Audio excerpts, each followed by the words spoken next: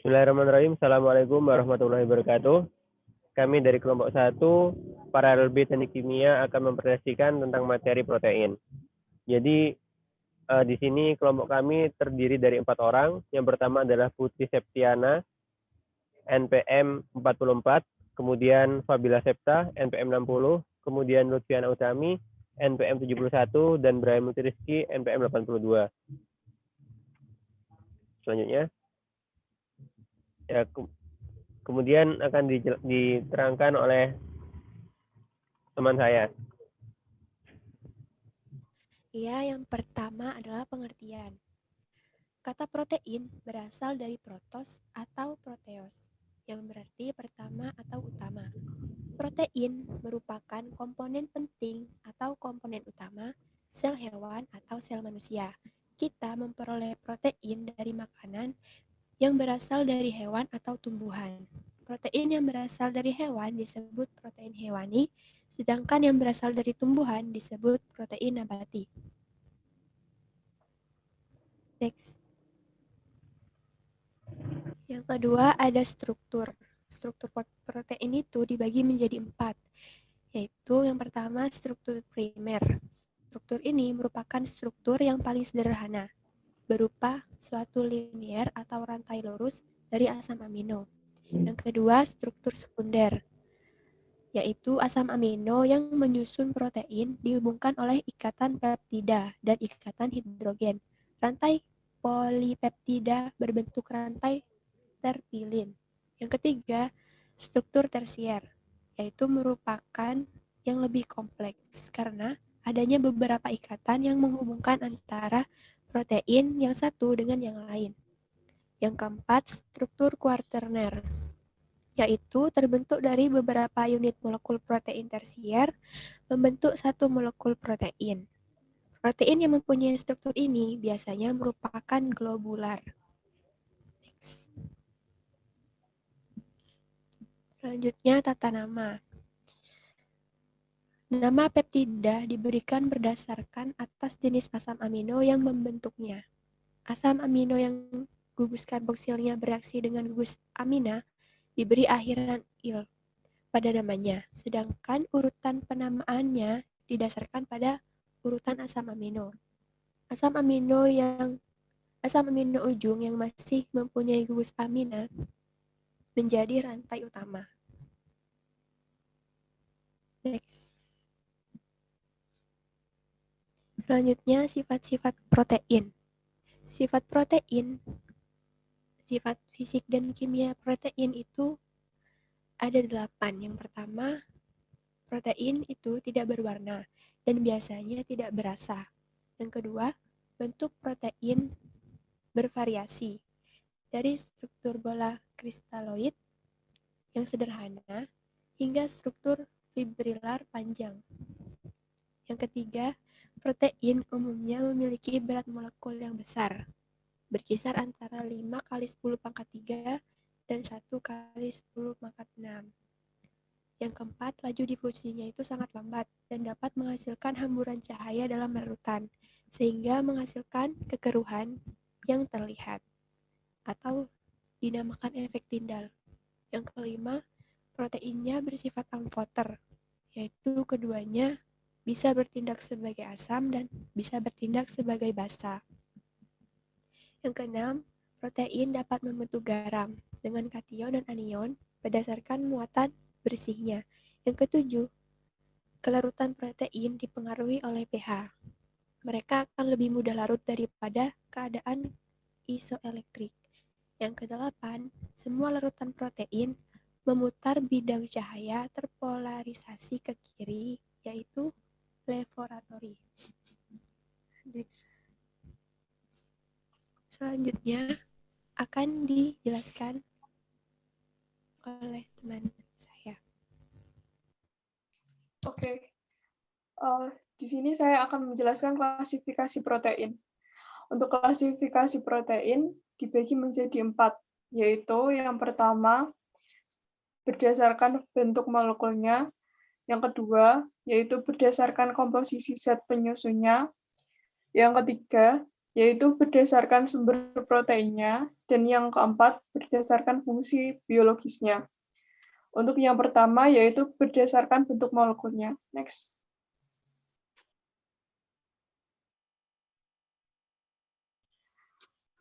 Untuk bentuk molekulnya dibagi menjadi dua, yaitu pertama protein serabut atau fibrous, berbentuk panjang dan terikat bersama-sama sebagai fibril-fibril oleh ikatan hidrogen, tidak larut dalam air. Contoh keratin atau rambut, kuku, bulu, dan tanduk. Pada kolagen, yaitu jaringan penghubung, dan fibroin, sutra, dan miosin atau otot. Yang kedua yaitu protein globural. Protein globural terbentuk seperti bola.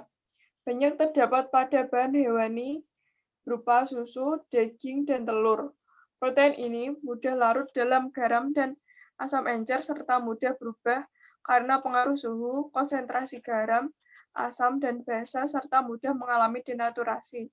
Next.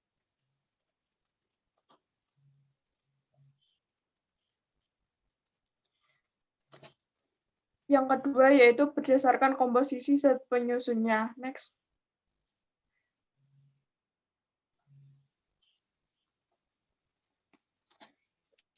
Berdasarkan komposisi zat penyusunnya dibagi menjadi dua, yaitu yang pertama, protein sederhana. Pada hidrolisis protein sederhana hanya dihasilkan asam amino saja.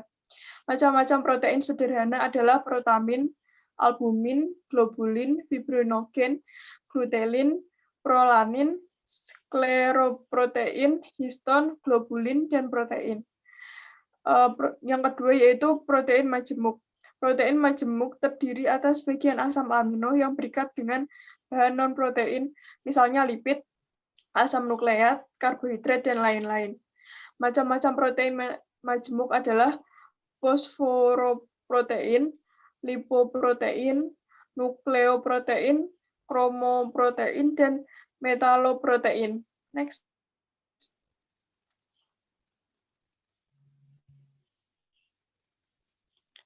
Yang ketiga yaitu berdasarkan sumber proteinnya.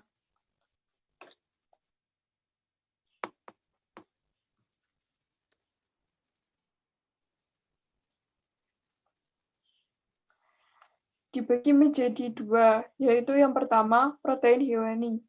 Protein hewani merupakan protein yang berasal dari hewan, di mana hewan yang memakan tumbuhan akan mengubah protein nabati menjadi protein hewani. Contoh dari protein hewani yaitu daging sapi, daging ayam, susu, udang, telur, belut, ikan gabus, dan lain sebagainya. Yang kedua yaitu protein nabati. Protein nabati merupakan protein yang berasal dari tumbuh-tumbuhan. Contohnya yaitu jagung, kacang kedelai, kacang hijau, dan jenis kacang-kacang lainnya yang mengandung protein tinggi. Next.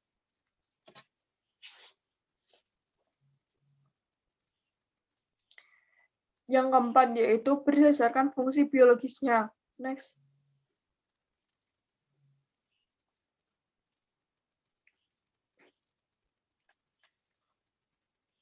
Berdasarkan fungsi biologisnya dibagi menjadi 7, yaitu pertama, protein struktur, yaitu protein yang meliputi struktural pada tubuh. Contohnya kolagen.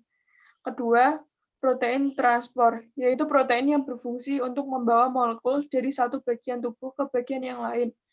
Contohnya yaitu albumin dan hemoglobin. Yang ketiga, yaitu protein penyimpan, yaitu protein yang berfungsi untuk menyimpan senyawa tertentu, seperti contohnya mioglobin yang berfungsi untuk menyimpan oksigen pada otot. Yang keempat, protein pengatur, yaitu protein yang mengatur aktivitas seluler, atau biasa disebut dengan hormon.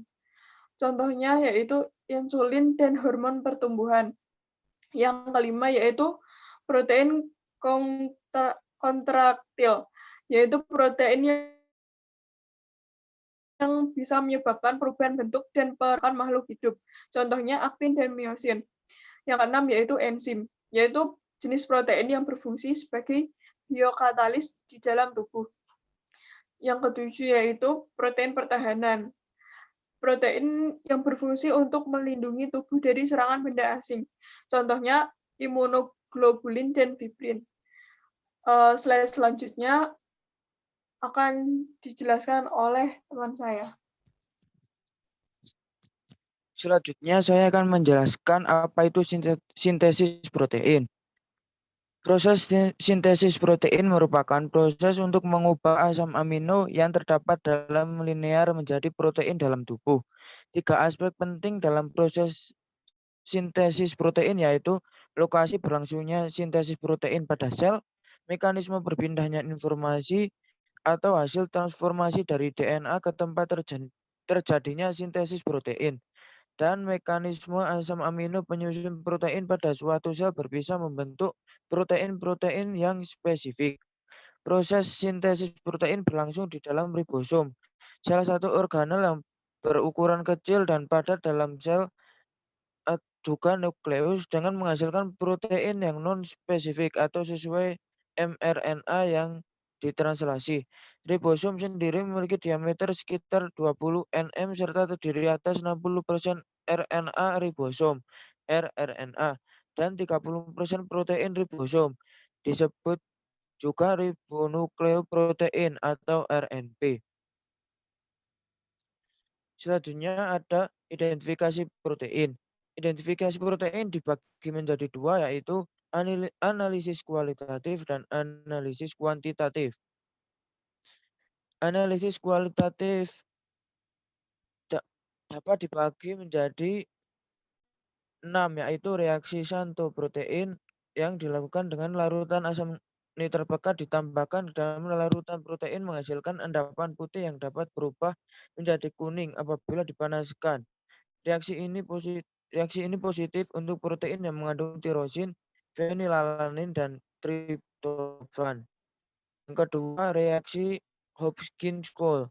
Larutan protein yang mengandung triptofan dapat direaksikan dengan reaksi Hopkins-Cole yang mengandung asam gliososilat dan memberikan hasil positif khas untuk gugus idol dalam protein. Yang ketiga, yaitu ada reaksi Milon, adalah larutan merkuro dan merkuri nitrat dalam asam nitrat. Apabila ditambahkan pada larutan protein akan menghasilkan endapan putih yang dapat berubah menjadi merah oleh pemanasan. Yang keempat ada reaksi nitroperoksida. Natrium nitroperoksida dalam larutan amoniak akan menghasilkan warna merah dengan protein yang mempunyai gugus SH bebas. Jadi protein yang mengandung sistein dapat memberikan hasil positif. Yang kelima ada reaksi Sakaguchi. Reaksi yang digunakan ialah naftol dan natrium hipobromoid. Pada arginine atau protein yang mengandung arginine dapat menghasilkan warna merah. Yang keenam adalah reaksi Biuret. Larutan protein dibuat alkalis dengan NaOH kemudian ditambahkan larutan CuSO4 encer. Uji ini menunjukkan adanya senyawa-senyawa yang mengandung gugus amida asam CuNH2 yang berada bersama gugus amida asam yang lain. Yang kedua ada analisis kuantitatif. Analisis kuantitatif dibagi menjadi 3 metode, yaitu yang pertama metode Gestalt. Penentuan jumlah protein secara empiris yang umum dilakukan adalah dengan menentukan jumlah nitrogen yang dikandung oleh suatu bahan. Metode tersebut dikembangkan oleh Gestalt, seorang ilmu kimia Denmark pada tahun 1883. Yang kedua ada metode Lowry. Protein dengan asam fosfotungsat fosfomolibdat pada suasana alkalis akan memberikan warna biru yang intensitasnya bergantung pada konsentrasi protein yang didera.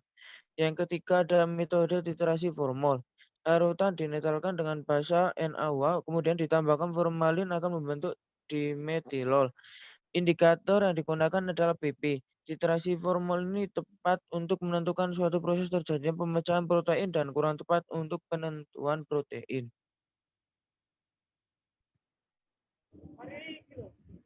Ya, kemudian untuk sumber-sumber protein, jadi protein ini berasal dari banyak benda ya. Contohnya adalah makanan laut atau boga-bahari, kemudian daging, kemudian susu, keju, dan yogurt, kemudian kacang-kacangan, dan juga telur. Kemudian next. Nah, ini kemudian manfaat dari protein. Terdapat banyak manfaat dari protein, diantaranya adalah diperlukan dalam pembentukan tulang otot, tulang rawan, kulit, dan darah. Kemudian membangun, memperkecil, dan memperbaiki atau mengganti jaringan tubuh. Kemudian membantu tubuh merasa kenyang lebih lama. Selanjutnya membuat hormon yang berfungsi membantu sel mengirim pesan dan mengkoordinasi fungsi sel dan organ dalam tubuh. Kemudian membuat antibodi untuk sistem kekebalan tubuh. Selanjutnya terlibat dalam kontrak dan gerakan otot. Contohnya protein, aktin, dan miosin. Dan terakhir adalah mengangkut sel atau zat. Next. Sekian presentasi dari kami dari kelompok 1 Paralel B Teknik Kimia. Semoga yang kita sampaikan dapat bermanfaat. Terakhir, wassalamualaikum warahmatullahi wabarakatuh.